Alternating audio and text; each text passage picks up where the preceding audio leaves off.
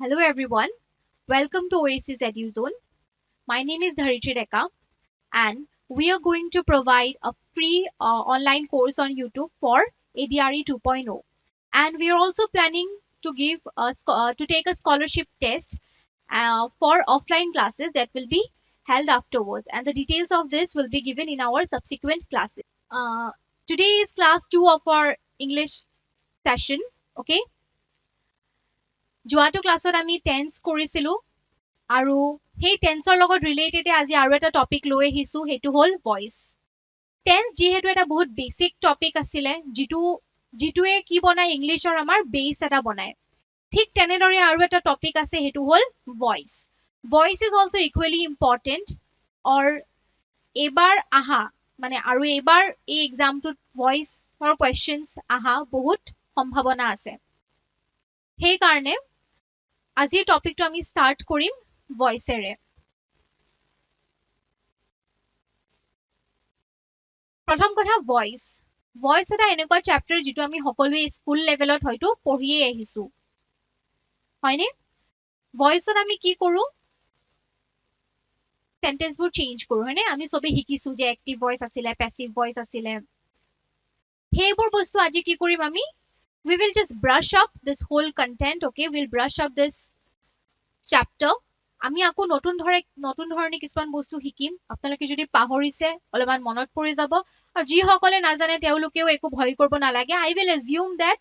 you all don't know anything about voice and I will try to teach you from the very basic okay now let's start what is voice A voice is a term that is used to denote the form of the verb which shows if the subject in a given sentence is the doer or receiver of the action. Voice. Voice ot ami ki sao basically je verb or kuntu form hoy ase ji verb ot voice ot ami basically data bostu sao je subject jijon subject thakibo jito ami horte hikisu sobe subject object okay subject জনে কামটো কৰি আছে নে subject জনৰ ওপৰত হে কামটো প্ৰভাৱটো পৰি আছে ঠিক আছে voice is the term that is used to denote the form of a verb which shows if the subject in a given sentence is the doer okay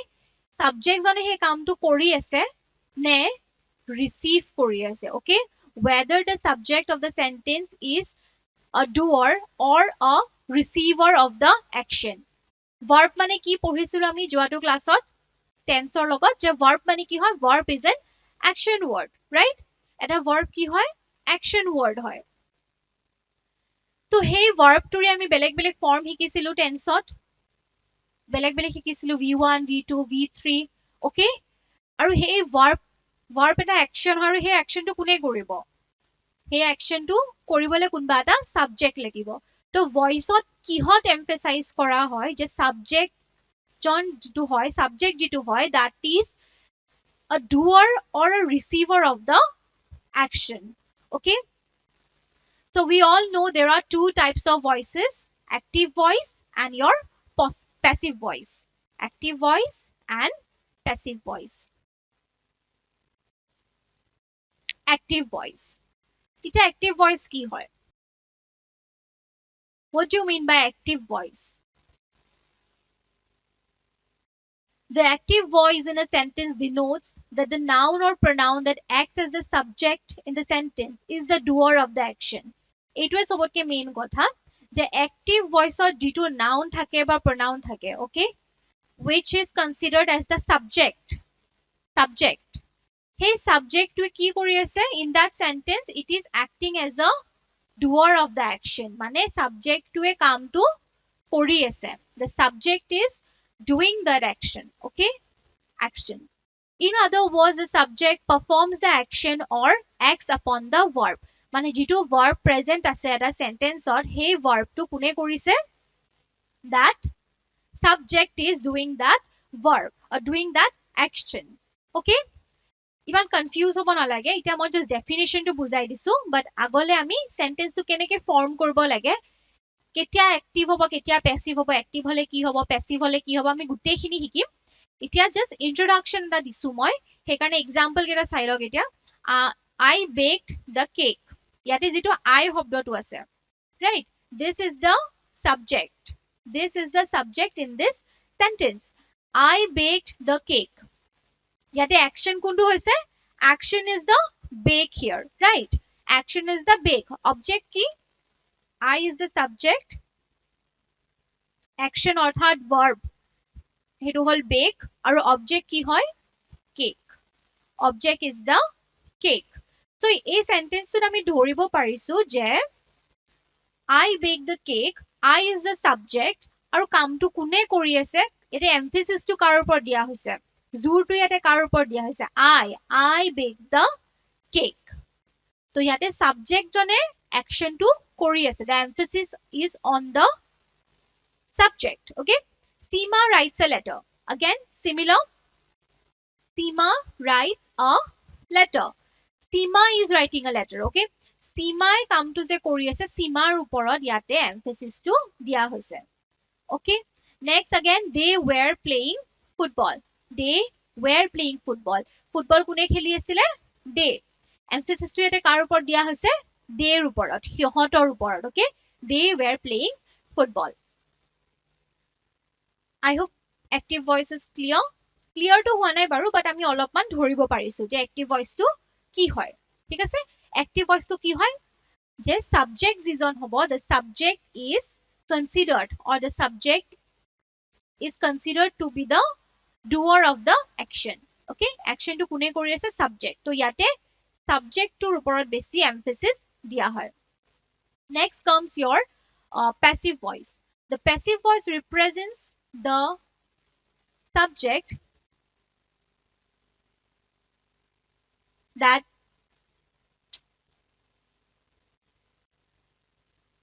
the passive voice represents that the subject is one acted upon by action or verb in the sentence subject is the one acted upon by the action or verb okay ইয়াতে আমি কিহত বেছিকে emphasis টো দিও object টোৰ ওপৰত okay যেনেকে পিছৰ আগৰ আমি example টোত কি চাইছিলো I baked the cake I baked the cake next টোত কি আছে a cake was baked by me a cake was baked by me ইয়াতে emphasis টো কিহৰ ওপৰত দিয়া হৈছে cake টোৰ ওপৰত okay cake এটা বনোৱা হৈছিলে কোনে বনাইছে মই বনাইছো কেক এটা বনোৱা হৈছিলে okay a letter is written by Seema letter এখন লিখা হৈছিলে কোনে লিখিছে Seema গম পাইছে ইয়াতে emphasis টো কিহৰ ওপৰত দিয়া হৈছে letter ৰ ওপৰত emphasis টো কিহৰ ওপৰত দিয়া হৈছে letter ৰ ওপৰত letter টো কি আছিল আমাৰ object okay important thing okay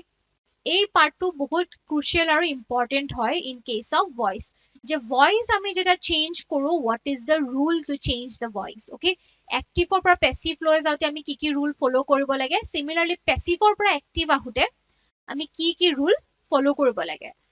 rule number 1 okay the places of the subject and object are interchanged the places of the object and subjects are interchanged for example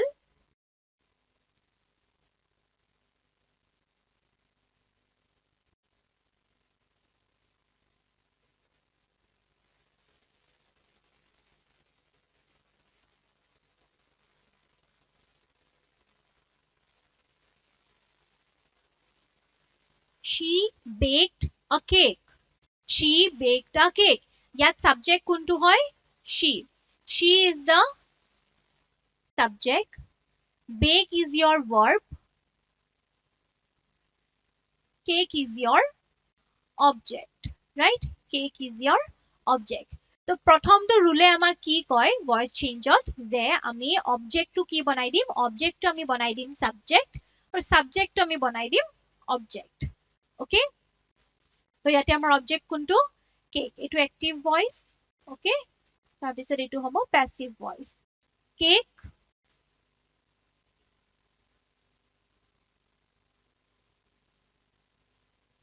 was baked by her ঠিক আছে আমি by she বুলি নকওঁ by she বুলি নকওঁ আমি কি কম by her okay cake was baked by her rule number 1 clear rule number 2 to sauk use of v3 that is past participle of the verb use of v3 v3 আমি পিছৰ ক্লাছটোত পঢ়িছিলো যে v3 কি হয় past participle form যেনেকে যদি go আছে v2 form to hobo went v3 form to hobo gone right so আমি এটা বস্তু সদায় মনত ৰাখিব লাগে যে in case of voice always v3 is used okay ইয়াত আৰু বেলেগ একো question নাহে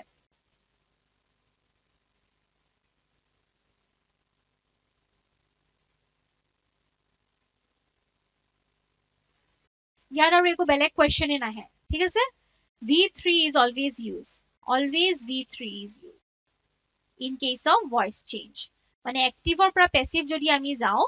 verb to সদায় v3 format যাব of course there are some more rules okay which we will look into it but এতিয়ালৈকে first কথা আমি কি শিকিলো যে subject becomes the object and object becomes the subject okay and the next rule is that always v3 is used ঠিক আছে যেনেকে আমি যদি write লিখিছো write or v2 form to hol wrote আৰু v3 form to hol written okay v3 form is your written so in case of voice change always written will be used okay he writes a letter is written by him a letter is written by him so we will always use v3 rule number 3 use by before the subject আমি দেখিলোই already আমি দেখিলোই example গিৰাত already যে আমি এটা কি use কৰিছো by শব্দটো use কৰিছো right we used the word by okay মই আৰু examples দিব পাৰো ইয়াত যেনেকে Rahul writes a letter is written by okay written is the v3 form here v3 is used মই কৈছো already আৰু কি use হ'ব by use হ'ব before the subject okay যেটো এটা object বনি গৈছে a letter is written by Rahul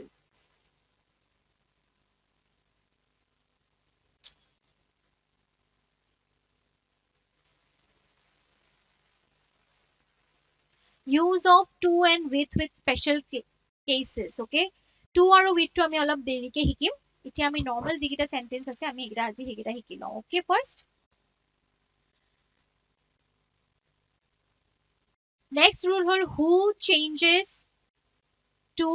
by whom who যিটো আছে active voice যদি who থাকে হেটো কি হয় change হৈ যায় by whom change হৈ যায় ইয়াতে যেনেকে example দিয়া আছে who cooks lunch okay তো এই who শব্দটো passive voice যদি হৈ যায় তেতিয়া কি হ'ব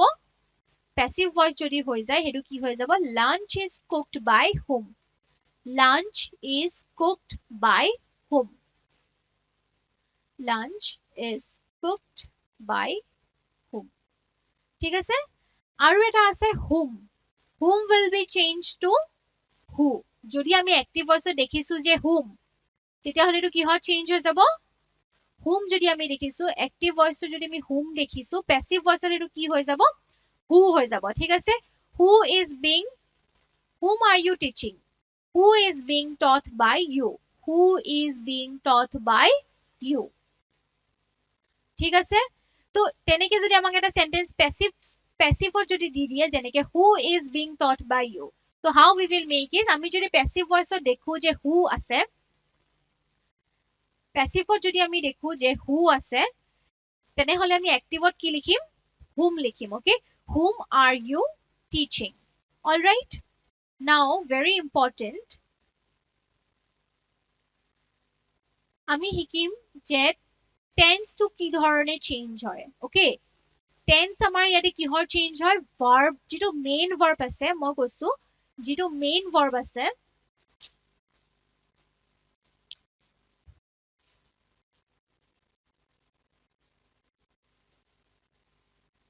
মেইন ভাৰ্ব ওকে মেইন ভাৰ্বটো সদায় কি ফৰ্মত থাকিব V3 অৰ্থাৎ past participle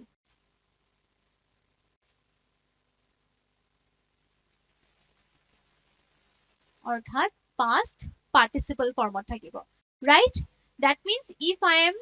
getting a verb right in active voice তেনেহলে হেতু passive voice কি বনি যাব written right হেতু কি বনি যাব written বনি যাব in case of passive voice all right এটা তাৰ পিছত আৰু বহুত কথা আহে যে আমি কি ধৰণে চেঞ্জ কৰিম সেন্টেন্স বিলাক ঠিক আছে তো write আৰু written টো হল মেইন ভাৰ্ব ঠিক আছে active passive voice যিটো মেইন ভাৰ্ব আছে হেতু চেঞ্জ নহয় হেতু always will be in V3 but যিটো auxiliary verb আছে the auxiliary verb will change okay তো auxiliary verb টো আমি কি হিচাপত চেঞ্জ কৰিম মই যদি একদম ইজি ল্যাঙ্গুৱেজত ক'বলৈ যাও আমি টেন্স যে পঢ়িছিলো টেন্সত আমি কি পঢ়িছিলো যে সিম্পল পাস্ট সিম্পল প্ৰেজেন্ট তাৰ পিছত প্ৰেজেন্ট কন্টিনিউয়াস আহে হয়নে তাৰপিছত প্ৰেজেন্ট কন্টিনিউয়াস তাৰপিছত প্ৰেজেন্ট পাৰফেক্ট আহে প্ৰেজেন্ট পাৰফেক্ট তাৰপিছত প্ৰেজেন্ট পাৰফেক্ট কন্টিনিউয়াস আহে ৰাইট এতিয়া যদি আমি প্ৰেজেন্ট মই কি ক'ব বিচাৰিছো একদম সিম্পল ল্যাঙ্গুৱেজত কি হ'ব যে আমি যদি প্ৰেজেন্টত আছো সিম্পল প্ৰেজেন্টত আছো আমি অক্সিলাৰি ভাৰ্বটো কিহৰ হিচাপত চেঞ্জ কৰিম প্ৰেজেন্ট কন্টিনিউয়াসৰ হিচাপত চেঞ্জ কৰিম বুজিছেনে I'll show you okay she I'm taking the same example so that you all don't get so that there is no confusion okay কি আছিলে she writes a letter she writes a letter this is the active voice okay she writes a letter it is the active voice what will happen in case of passive voice etu ami ki hisabot korim etu ki tense ot ase etu ki tense ot ase present tense right present indefinite মানে simple present ot ase right etu ki tense ot ase simple present tense ot ase okay to moi ki koisilu je মই কৈছিল যে এটা simple কথা কৈছিলো যে আমি এটা স্টেপ আগত যাম okay in case of voice change we will go আ স্টেপ ahead মানে যদি সিম্পল প্ৰেজেন্ট আছে সিম্পল প্ৰেজেন্টৰ পিছত কি টেন্স আহে সিম্পল প্ৰেজেন্টৰ পিছত আহে আমাৰ প্ৰেজেন্ট কন্টিনিউয়াস ৰাইট সিম্পল প্ৰেজেন্টৰ পিছত আহে আমাৰ প্ৰেজেন্ট কন্টিনিউয়াস সিম্পল প্ৰেজেন্টৰ পিছত আহে আমাৰ প্ৰেজেন্ট কন্টিনিউয়াস এটা সিম্পল প্ৰেজেন্টত আমি কেতিয়াও ভাৰ্বটোৰ লগত একো ভাৰ্বটোৰ লগত আমি কেতিয়াও কি নলগাও একো অক্সিলাৰি ভাৰ্ব নলগাও right in case of simple past tense or simple present tense or simple future tense we don't use any auxiliary verb with the simple present tense or simple past tense okay but present continuous jodi hoy present continuous jodi hoy what we will use present continuous ot ki auxiliary verb ami use koru is right is or are is in case of singular aru are in case of plural this much we know right তো মই ক'ব বিচাৰিছো যে simple presentত যদি আমি sentence এটা দেখি আছো that sentence when we change into passive voice in that case we will use the auxiliary verb of present continuous tense বুজিছা main verb to change নহয় that will always be V3 okay change মানে কি আৰু যিয়ে নাথাকক কিয় change হৈ পিনে সদায় V3 এ হৈ যাব কিন্তু আমি কি চেঞ্জ কৰিব লাগে অক্সিলাৰি ভাৰ্বটো চেঞ্জ কৰিব লাগে ঠিক আছে সো সিম্পল প্ৰেজেন্টত আছে she writes a letter এটো আমি কেনেকে লিখিম the object becomes the subject okay a letter এটো simple present ত আছে next কি tense ত আহে present continuous তো ইয়াতে আমি কি লিখিম a letter singular to is use কৰিম okay a letter is v3 এ থাকিব সদায় main verb to is written আৰু আমি কি পঢ়িছিলো by লগাম by she becomes her this is your passive voice okay let's not get confused I will take more examples active voice okay Meena eats mango Meena eats a mango very basic sentence okay again we can notice here that Meena jito subject hoy that is a singular subject and this whole sentence is in simple present tense this whole sentence is in simple present tense simple present tense jodi sentence to thake ami jetia hetuk loi jam ami auxiliary verb kihor use korim present continuous tense orthat is right so ki hobo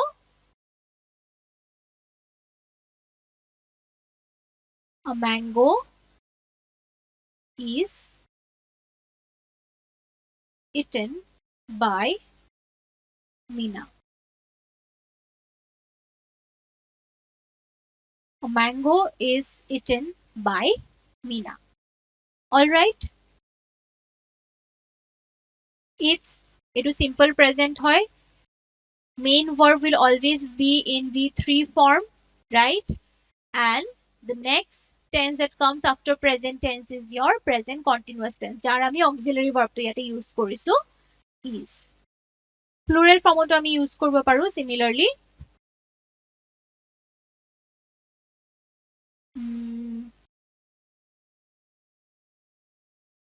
They love movies. Okay.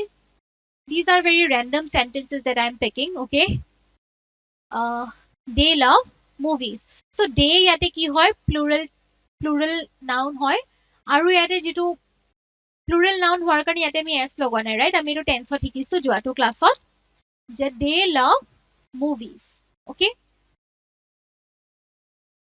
itia itu ki tense ot ase simple present tense ot ase itu ami jodi voice change koribo lage itu ami keneke change korim movies itia movies to plural hoy na singular hoy movies singular ne plural movies jitu term hoy that is a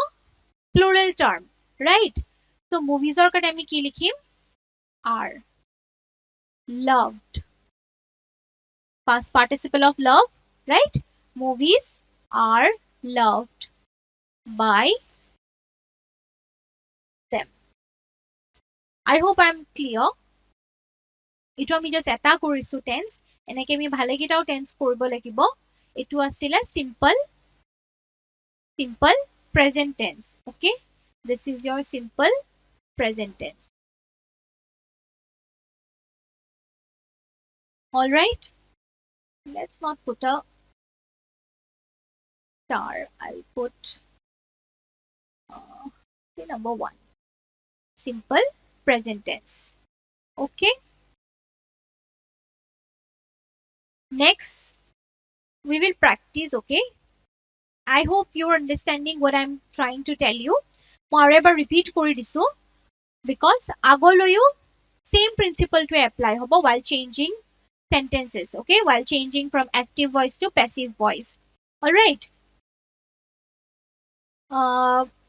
তো মই কি কৈছিলো যে আমি যদি simple present tense ত দেখা পাও এটা sentence okay she writes a letter or Meena eats a mango they love movies okay ebur ki tense ot ase amar simple present tense ot ase right so simple present tense of ki tense ahe present continuous tense ahe present continuous tense ot ami ki auxiliary verb use koru is am or are okay is am or are তো আমি already এটা কথা ভালকে জানো যে v3 হব সদায় main verb two তো মেইন ভার্ব টু চেঞ্জ নহয় মানে সিম্পল প্ৰেজেন্ট থাকিলে হেতু প্ৰেজেন্ট কন্টিনিউয়াস মানে ৰাইট টু ৰাইটিং হৈ না যায় হেতু সদায় V3 এ থাকিব বাট আমি কিহৰ কথা পাতি আছো এটা কি চেঞ্জ হয় অক্সিলাৰি ভাৰ্বটো চেঞ্জ হয় তো অক্সিলাৰি ভাৰ্বটো তাৰ নেক্সট টেন্সত গুচি যাব that is okay is I hope this is clear now we will move to next tense we will move to next tense next key tense আছে number 2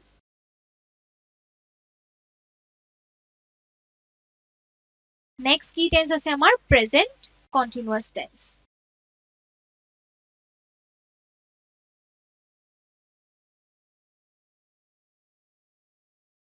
present continuous tense ঠিক আছে present continuous tense আমি এটা first sentence এটা লম okay present continuous tense আমি কেনেকে লিখো normal present continuous tense এটা আমি কেনেকে লিখো boys are playing cricket okay boys are playing cricket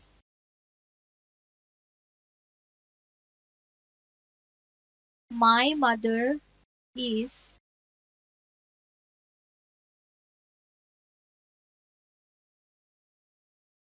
cooking vegetables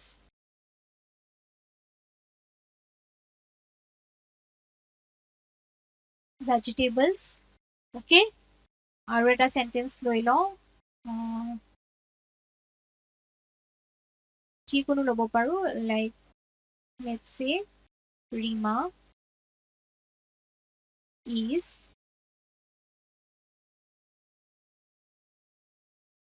reading a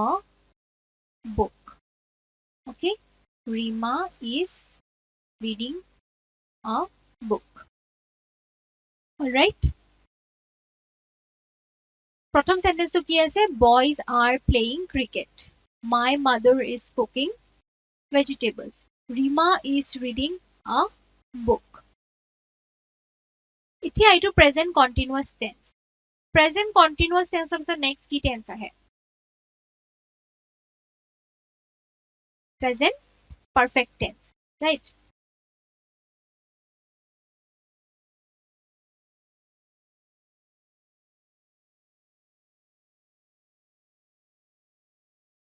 present continuous tense আমি কি ইউজ কৰো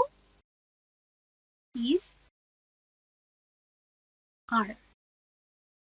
okay এটো active থাকিব এই সেম বস্তুটো যদি আমি প্যাসিভত চেঞ্জ কৰিব লাগে আমি কি কৰিম এটো আৰু simple okay this is more simple we don't even need to move a step ahead এটো টেন্সৰ আমি এটা step ahead ও যাব দৰকাৰ নাই আমি এটা simply কি বুলি চেঞ্জ কৰিম Rima is reading a book is being read by Rima okay a book is being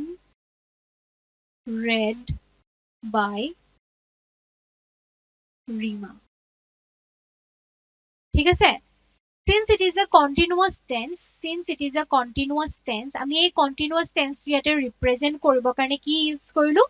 আমি tense to change কৰিব নোৱাৰো right এটো presentত আছে আমি এটো presentতে থাকিব লাগিব is to আমি ইয়াতে was কৰি দিব নোৱাৰো ঠিক আছে আৰু এটা বস্তু অলৰেডি ফিক্স আছিল যে যেটো মেইন ভার্ব হ'ব মেইন ভার্ব যেটো হ'ব হেতু সদায় V3 ফর্মত হ'ব এটো read হয় read বাট এটো আমি past আৰু past participle কি বুলি পঢ়ো read বুলি পঢ়ো okay a book is being read by Rima all right তো main verb যেটো হয় হেতু সদায় V3 ফর্মতে থাকিব আৰু এটো tense তো আমি চেঞ্জ কৰিব নোৱাৰো this tense will be same tense তো আমি চেঞ্জ কৰিব নোৱাৰো মানে যদি present tense আছে এটো present এ থাকিব বাট এটো যেহেতু কন্টিনিউয়াস হয় ন এটো কন্টিনিউয়াস হয় তো এই কন্টিনিউয়াস টো ৰিপ্ৰেজেন্ট কৰিব কাৰণে আমি কি এটা শব্দ আনি দিম মাজত being কি শব্দ আনি দিম আমি মাজত being শব্দটো আনি দিম ঠিক আছে কি শব্দ আনি দিছো ইয়াতে আমি মাজত being. This being will remain with us now. এই being টো যে এতিয়া আহিলে এটো থাকিবই আমাৰ লগত কেনেকৈ থাকিব এটোটো আমি প্ৰেজেন্ট কন্টিনিউয়াস হে কৰিছো past continuous তো থাকিব so this will be used in past continuous also. Okay, I hope this is clear. Now let's do the other two sentences. Boys are playing cricket. So eto ki hobo cricket is hobo ne are hobo cricket is hobo ne are hobo so very important. Okay, options যেতিয়া আপোনালোকে এক্সামত দেখিব তেতিয়া হলে আপনি confusing হৈ যাব পাৰে বস্তুটো যে মইতো কৈছো ইয়াতে is আছে আমি তো টেন্স তো চেঞ্জ নকৰো টেন্স তো চেঞ্জ নকৰো কিন্তু চাওক ইয়াতে are যেটো আছে this are is used for boys. Boys কি noun হয় plural noun হয় ওকে এই যেটো are to আছে that are is used for boys but আমি ইয়াতে সাবজেক্ট হিচাপে কি লৈছো এতিয়া ক্রিকেট ক্রিকেট তো প্লুরাল নেকি বাৰু নহয় সো আমি কি লিখিম cricket is being played by boys. Okay, I hope I'm clear. আমি টেন্স তো চেঞ্জ নকৰো কিন্তু according to the noun, okay, according to the noun we will change the auxiliary verb. Okay, this is a plural noun but while we are changing this into passive voice the subject next time it is a plural singular noun, right? So he karone ami ate cricket are being played buli noko ami ki bili kom cricket is being played by boys. Next, my mother is cooking vegetables. My mother is cooking vegetable. Yate sauk my mother is a singular noun so my mother is cooking continuous cooking to ki hoy eta continuous শব্দ is cooking mane present continuous, right? So yate object to ki hoy object is your vegetable are subject to ki hoy mother, right? So etia ami ki korim object to first ate subject boni jabo vegetables. Vegetables are being cooked hobo ne is being cooked hobo are being cooked. Why? Because vegetables যেটো আমি এটা subject হিসাবে use Karim that is a plural noun. Okay, so vegetables are being cooked by my mother.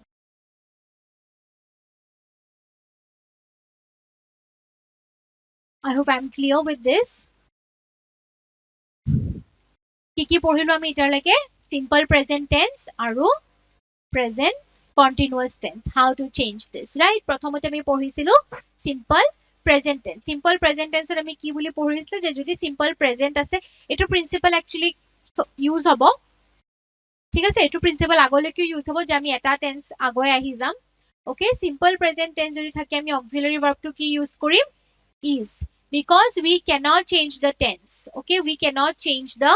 tense. It is present ot ase ami present ot rakhibo lagibo tak ami ede was written has written hebur likhi dibo nwaru eto simple present ase ami yak just eta step agot jam so we are using this auxiliary verb is. Okay, we are using this auxiliary verb is not was or has we use korim ami was we use korim but eto ami আগলৈকে চাম ঠিক আছে and বহুত বার মই কৈছো already যে যেটো আমাৰ মেইন ভার্ব আছে মেইন ভার্ব টু কেনেকে ইউজ হ'ব হেতু সদায় ভি 3 হ'ব অলৰাইট তাৰ পিছত আমি পঢ়িলো present continuous tense right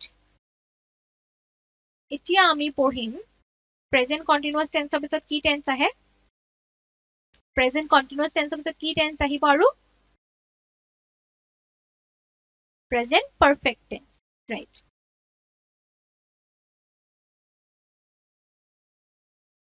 Today we are done with this session, but soon we will meet for another session with some more important topics. Thank you.